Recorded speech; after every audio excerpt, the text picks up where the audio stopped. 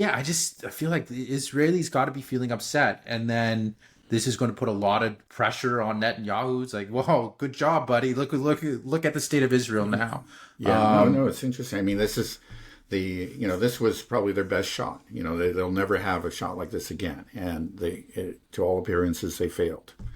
and they have to be thinking hard about it, like we're Yeah, thinking about it. They got to come right, to that conclusion. Some of them, right, right? yeah, yeah. But at the same time, you have Netanyahu, who is also thinking, damn, now he got a boost. I mean, these 12 days were great for him, because even the left supports, by a slim majority, supported the war against Iran within Israel. So there was this rally around the flag effect there, but it's going to have to wear off quickly, and he's going to be faced with the same domestic problems that he was faced with before, and probably they will intensify those.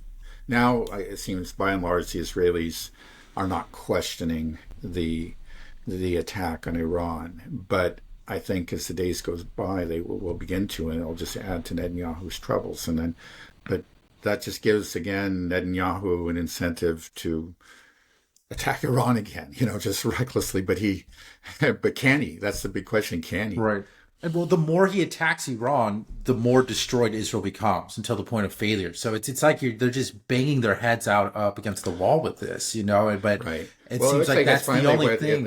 it was a bridge too far. I mean, all these other countries, let's not forget Iraq. Of course, that really was done by the Americans, but I think as Mearsheimer demonstrated in his book with Stephen Walt, the Israel lobby, the Israelis were in very large part responsible for that attack on Iraq, the 2003 war. That it was their people, sometimes dual citizens at high levels of the American government, but other, you could say, Israeli assets that.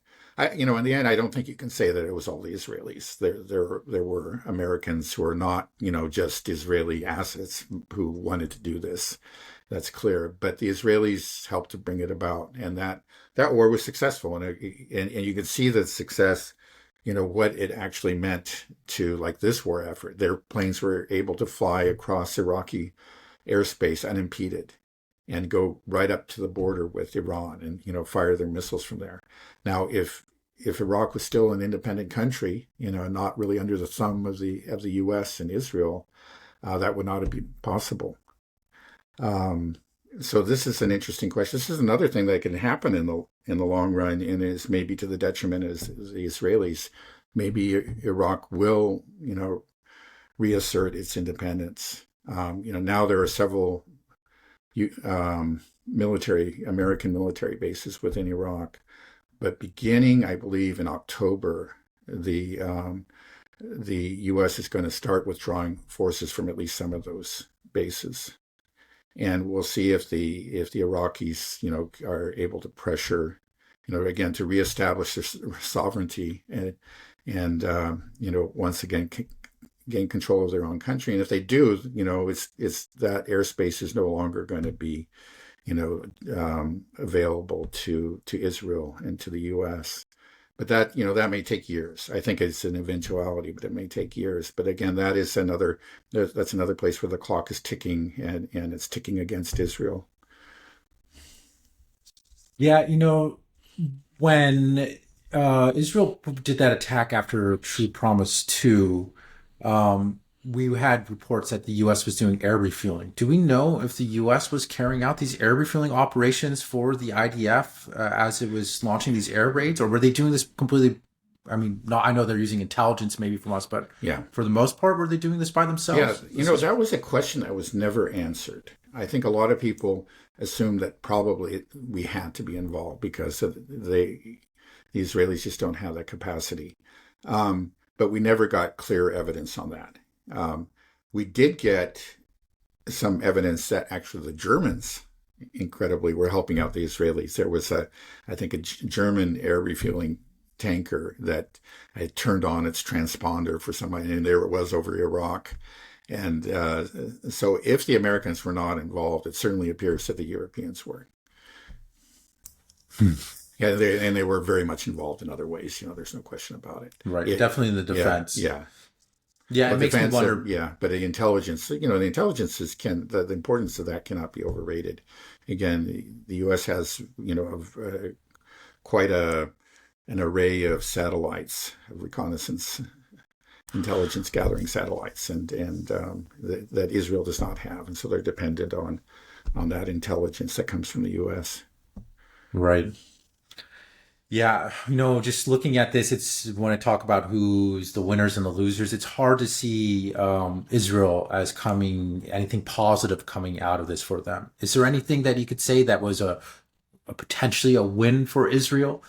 I mean, for me, it seems like their economy got shattered, their infrastructure is severely damaged, but more importantly, just like you said, that aura of invincibility has been completely shattered, and the ramifications of that, I think, are going to be devastating to Israel, just to the psyche of the Israeli people, the desire to emigrate to Israel and invest in Israel, all that stuff we talked about is gone. So, Mm-hmm. it just sounds like they're in a real pickle. Like they didn't achieve anything, but that the PR war as well. I think there were so many people that were just raising the alarm bells and saying like, why are we doing this for Israel? It's so clear that the U.S. is getting dragged in because of Israel. So this whole Mm-hmm. idea of Israel controlling the United States has gone mainstream, and that's a death knell in Israel for itself Yeah, in the long run, just this awakening.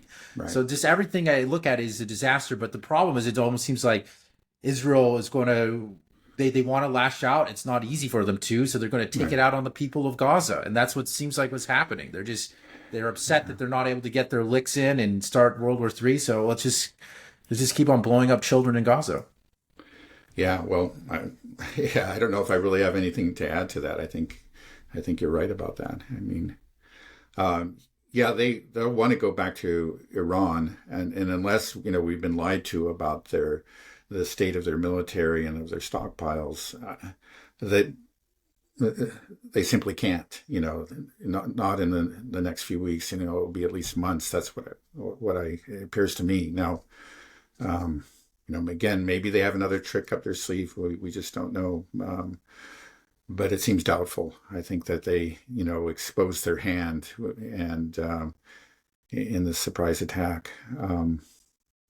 Yeah, no, again, there is this big difference. I think if you look at a lot of Western media, you would have the sense that, this was just an incredibly successful effort on the part of Israel, and the Iranians were exposed as being very, very weak.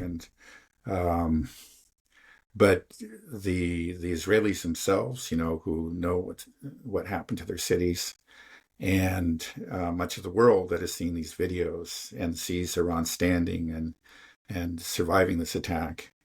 Yeah, Iran.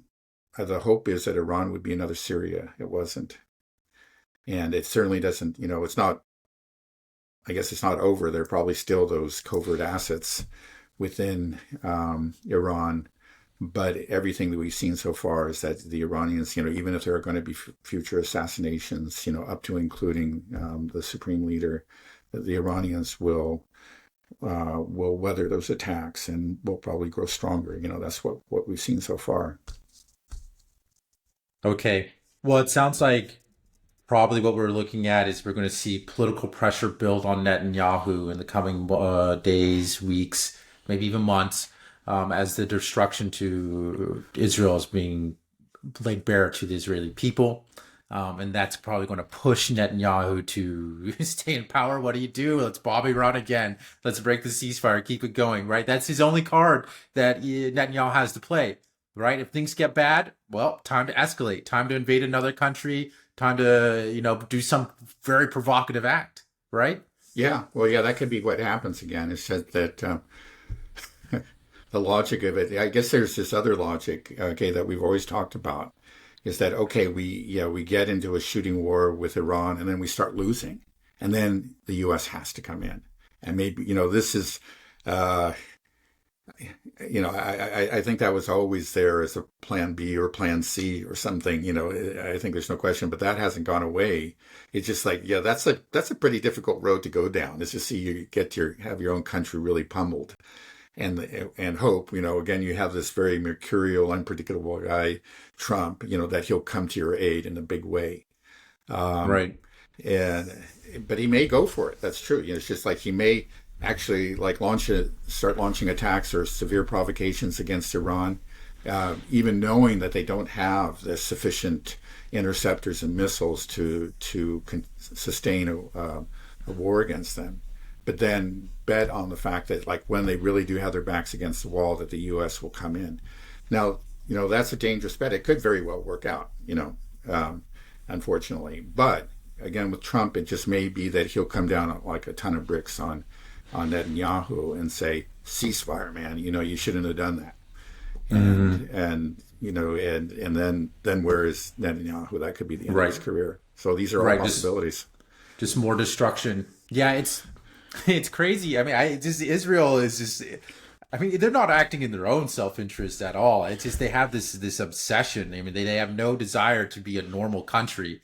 It's just it's like Yeah. they're going up to this big guy and picking a fight with him, just sucker punching him, then turn around and get hit a few times, and then hope that the U.S. comes into the fight. But that willingness to get hit, like, do you really want that? You really want that? Like, and hope that we come to the back you up? That's all they're hoping. And now everybody knows that that's the plan, that the U.S. is supposed to come in. When we all know it's like, dude, don't punch him. Don't Yeah. stop picking this fight. Yeah. And he's got to be scared. All right, we're going to do this again. And then Israel's going to start getting pummeled again. Like, okay, I'm getting hit.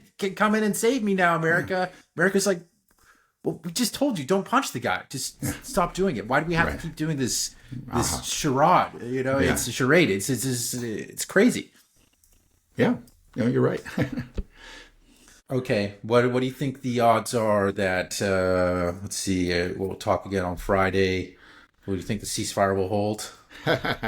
I think the odds are that it would, but I just, who knows? It may turn out that the thing was a ruse. We have to be, we have to understand that, and I think the Iranians understand that too. It's just don't say, oh, okay, now we can breathe a sigh of relief and relax for at least, a few weeks. It may be that, Netanyahu is going to go back into this right now. He's going to get some intelligence that he knows where Khamenei is, and he's going to strike him because this is his chance for this provocation that he was hoping for, or whatever. We'll see. Yeah. Okay. One last thing. Do you think we're talking about Israel breaking the ceasefire? Do you think that there's a real possibility that instead Israel might go the false flag route? Yeah, there's always a chance of that. There certainly is. Again, it's dangerous, I think, especially with Trump as president. Now, of course, the most famous false flag, I have to admit it hasn't been proven to be a false flag, but I think almost certainly was the USS Liberty incident. And the president at that time was Johnson, and he just went along with it. He covered it up. He told all the survivors from the USS Liberty to be silent, not to say anything about it, because they all knew it was the Israelis that were doing it, and they did it knowingly.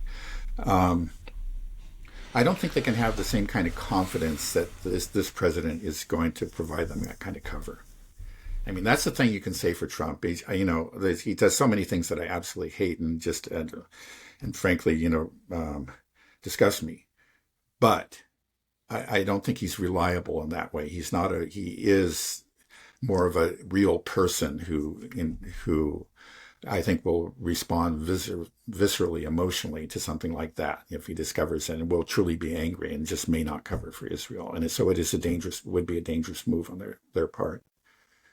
Right. I think there's a high chance of failure for a false flag because I think a lot of people are onto Israel now. Yeah. There's a big voice of opposition saying, "Wait, everybody be wary of false flags. This is something a little sketchy." And because it's just, if you're just looking at it objectively, it's clear that Iran does not want to attack the United States. They're going out of their way to prevent any type of casualties. Just like, Trump said, thank you, Iran, for letting us know of your, your demonstrative attack. So nobody's hurt. So I just don't think it'll fly, but I am worried, Israel doesn't have a lot of options.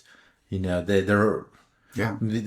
obviously the real option is to just have a normal society and country that has borders that are recognized by the world. Let's go back to the 1967. Let the Palestinians have a state, right? That's the only really way out. But obviously, that for them, that's a Yeah, no brainer. So the only option for them is escalate, bring America into this war. So yeah, no, that's let's it. just see what happens. Yeah, right. Well, But that we're seems on like to them. That's the thing is we're on. Everybody's on to Israel. So it's just right. like, sorry guys, the jig's up. Yeah. Well, again, there's just overall just increased cynicism and I think realism with among the American public. And there's a huge contrast between like the levels of support for this most recent attack and of previous attacks. And in fact, a majority were against this attack, which is really quite remarkable because typically it's just like 90%. Everybody rallies around the flag every time our boys do something, and now among Republicans, it has to be said there was strong support. It wasn't off the chart support, but it was strong support. Something on the order like 70% or something, which is um, overall, though, it was there was opposition to it. Yeah, I think on the Republican side, there's just people that just have this. We have to support our military, and that's their Yeah, doctrine. They may not actually support the attack on Iran yeah. or But I anything. think too that Trump understands. This is where Trump is smart. The reason he understands his base, his support is for these kind of stunts. It's not for an actual war, and that's what he did. He did it, pulled off a stunt. It was the most awesome stunt or mission in the history of the American military and world history, et cetera, et cetera. But then it's over, and everybody, especially on the Republican side, there is a large majority that supports that. And I think it helped him overall with his base, with some obvious exceptions, some people, thinking people like Tucker Carlson. Um, but he has to stop there. See, that's where he is. So his incentives are really in conflict with Netanyahu's motivations, right?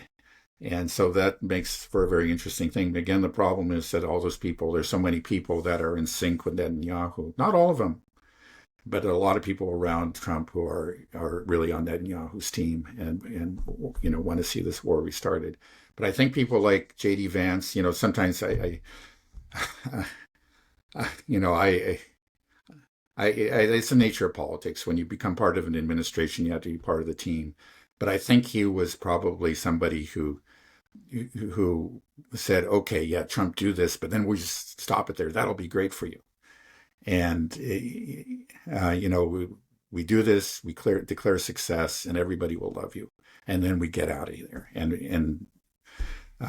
So there are going to be people that are around him, influential people who have his ear that are going to be saying, don't fall for these guys. Don't go back into this. Okay, what you did was great. Just leave it there. So we'll see who wins. Right. Yeah. Well, I do feel like there is just some kind of mass awakening happening in the United States, and that should help, pull Trump back. Hopefully, if his base continues to speak up against this war with Iran, then maybe there's some hope there. I mean, we live here in the Bible Belt, a very Zionist country overall, but I think even here the mood has shifted. I think even evangelical Christians, I think, are having some trouble stomaching what Israel's doing in Gaza and just the blatant, attempt to draw the United States in the war. I just took my son to daycare this morning, and that little, I drive on this little bridge, and on the bridge, I noticed this morning somebody spray painted "Free Palestine" I saw on the that. bridge. You saw that too? Yeah, Yeah, yeah. yeah, So it's like, wow, even here, it's like that's something that you would never have seen, 5 years ago or anything like this. People are aware now, and so even in the South where you have the Christian Zionist stronghold, I think right. it's just Yeah, yeah. Again, we've said this before, but it's really important that okay, even among young conservatives, young Republican leaning voters, there has been a real shift away from Israel. I think it may even be a majority, or it's a near majority of young Republican leaning voters are actually have a negative view of Israel. So that's Mhm. huge. Again, it's just like whatever happens in the short run, in the long run, it looks very bad for Israel. Right. I think this is why this conflict is so fascinating for everybody because everybody feels part of it. We're involved. We're attached to it. Israel is attached to the United States. So that just means that, this is a conflict, and just the whole Western world, Western hegemony, this whole, multipolarity versus the hyper power, the Western hegemonic power. It's just this, everybody's involved in this conflict. So we're all attached to it. Everybody's on a side, and it seems like everybody's clear on one side, even within the United States. And sometimes I wonder, am I being anti-American because I'm rooting for multipolarity? I almost feel like, I try to stay as impartial as possible, but clearly I have a bias. I am on the side of the multipolar world. I don't want to see the U.S. empire continue to expand. I don't think it's good for America. Yeah. I guess Yeah, that well, makes if me you a don't think patriot. it's good for him, that's true patriotism. You want what's good for America, and global hegemony is not good for America. Whether you look at it in terms of our reputation, our economic prosperity, or the military. In the end, it's bad. We're overstretched. We have committed ourselves to conflicts that are in the end destructive. Of our to the detriment of our own interests. And so, if we believe in our own interests, we should really pull back and become a normal nation again, just like Israel needs to become a normal nation. I think there's no hope for Israel. Yeah. I hope there's hope for the United States. I think you're right. Yeah. Okay, Dad. All right. Well, that was a long one, so I think we can go ahead and call it a day. Okay. All right. Thanks a bunch. Have a good rest of your day, and I'll talk to you soon. Okay. Bye-bye.